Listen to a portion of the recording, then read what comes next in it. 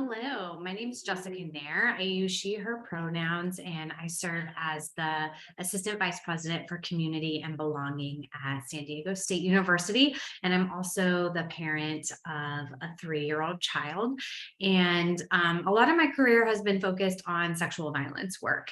And a big piece of sexual violence prevention education is consent and teaching people to get consent and give consent in intimate interactions. But this concept is also really helpful and useful for young people. So I'm going to talk a little bit today about how you can speak with your kids about consent. So I'm going to share my screen. I have a very basic presentation for you. So the things I'd like to talk a little bit about are just the concept of consent, power dynamics in kids, bodily autonomy, and then consent at any age.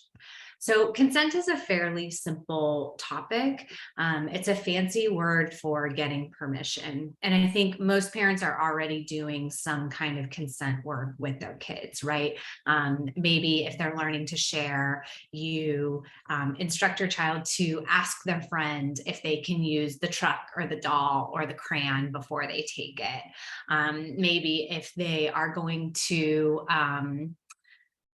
grab their friend or hug their friend, you're encouraging your child to have them ask for permission first. So those are already basic building blocks of consent. And I think that that's a very age appropriate way to begin helping our kids think about their relationships with other people and how they navigate those relationships.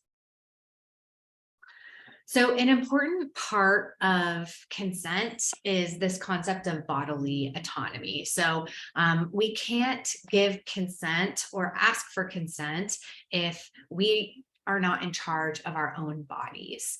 And this is difficult with kids because there are so many aspects of being a kid in which kids are not in charge of their own bodies. And so I think that's something to be really thoughtful and mindful about as a parent. And I'll talk about that a little bit next when we get to the power in kids side, but really considering the ways in which we can empower our children to have control over their body. So just a couple of examples. As parents, we are making a lot of decisions for our kids. And an example is, my child needs to wear a helmet when he's riding his bike, and he loves action and adventure. So he rides his bike fast and with abandon. And he has to wear a helmet, and he doesn't want to wear a helmet, but I know as the parent that wearing a helmet is going to keep him safe. And so I make him wear a helmet even when he doesn't want to. But there are some ways that maybe I can empower him in that process by letting him pick out the helmet, helping me to put the helmet on him. He gets really worried that his chin is going to be pinched. So sometimes I use his hands to help close the helmet strap so that he has a little bit more sense of a control of the process. Maybe letting him pick out when we put on the helmet. So maybe it's in the house before he gets on the bike. So what are some of the little conditions around wearing a helmet that he can exercise his own autonomy and help to define what that process looks like? Another example is shots and vaccines. As a parent, you make decisions for your child's health and well-being. And I personally have, decided to make sure that my son has all of the recommended vaccines. And he doesn't want to get a shot. But it's my belief, and it's my duty as a parent to do what I think is important in protecting his health and well-being. And we all navigate those decisions differently as parents. But that's another example. So again, explaining to him what is going to happen, maybe letting him bring a Band-Aid that he likes the best, maybe letting him pick a position to get the shot. Maybe it's sitting or standing instead of laying down. And so again, just really thinking about how we can allow allow our children to participate in some of the conditions of the decisions that we're making for them all the time. So that's another way that we can begin talking to them about their bodies and about the ways in which they can have control over their bodies and exercise control over their bodies. And of course, that's going to be very age specific, and it's going to depend a lot on the kid and a lot on the values of the parent. But I think no matter what our decisions are as parents, we can find opportunities to bring our kids in and help them to participate in that process. So another piece that's really deeply connected to this is power and parenthood and childhood. So as parents, we just wield so much power over our children, which is the way that it should be. We are adults and we have all the tools and resources and skills, hopefully, to be able to take care of our children and keep our children safe. And kids are still learning, and we're shepherding their path through this world. But that really comes with a dynamic in which kids are just, sort of inherently disempowered in so many aspects of their lives. And you think about even just when our kids first come into the world, they're so tiny, they can barely see, they don't, they might recognize our voices and the sound of our voice, but they, don't understand language yet. And we just kind of pick their bodies up and we move them around, and they have very little ability to communicate, to move their bodies, etc. And so, even thinking about that example from the earliest moments of infanthood and how we might help to explain to our kids about what's happening. I'm going to pick you up. I'm going to change your diaper. Then we're going to get dressed. Then we're going to get in the car and go run an errand. But really just modeling for kids that we understand the dynamic of our relationship, and we will, to the best of our ability, help to include them, explain to them, answer any questions they might have, and allow them to participate in what's happening to them on a regular basis. And so I think it's, kind of similar to the examples provided in the consent slide. There's all sorts of ways that you can address this to help empower your kids in their own lives and in relationship to their body.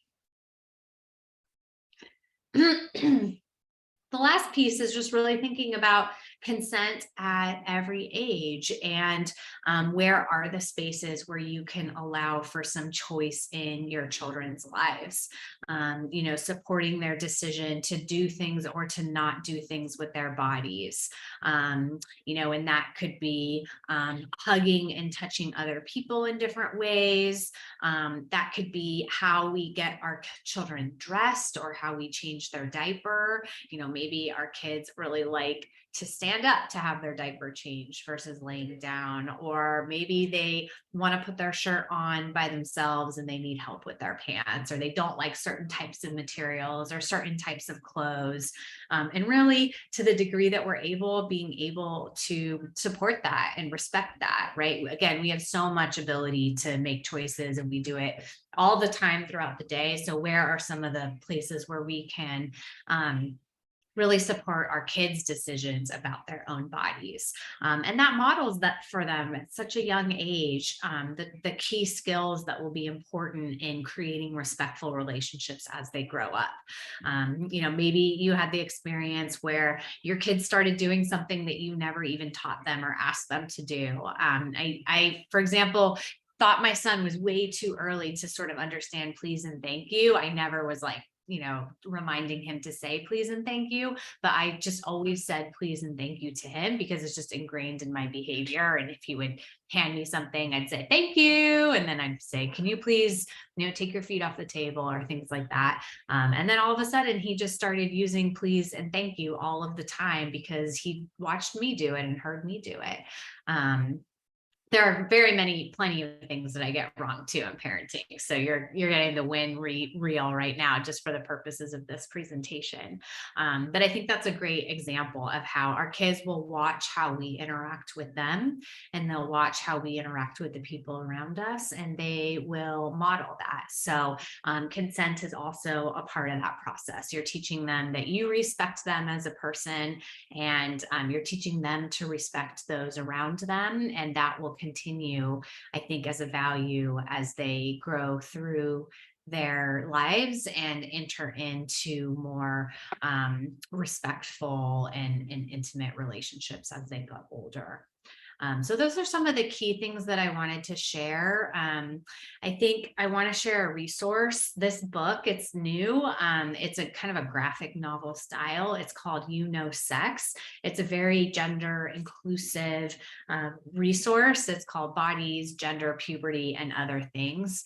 I think it would be a great book to give to like a preteen or someone who's maybe getting ready to go through puberty or starting to have questions about their bodies, relationships, gender, sex. And it does a really good job of talking about bodies in a very positive and affirming way. But I've gotten a few great tips and ideas from the book that apply to my son, who's only 3 years old. So I think there's a lesson for everyone in this resource. And it has some really good ideas too, just about how we talk about bodies, and how we talk about sex at age appropriate ways throughout our lives. And consent is sort of one piece of that really important puzzle of all those things that come together when we're thinking about relationships. So I offer this as a resource if this is a topic that you're interested in learning more about. And thank you so much for this conversation, and take good care.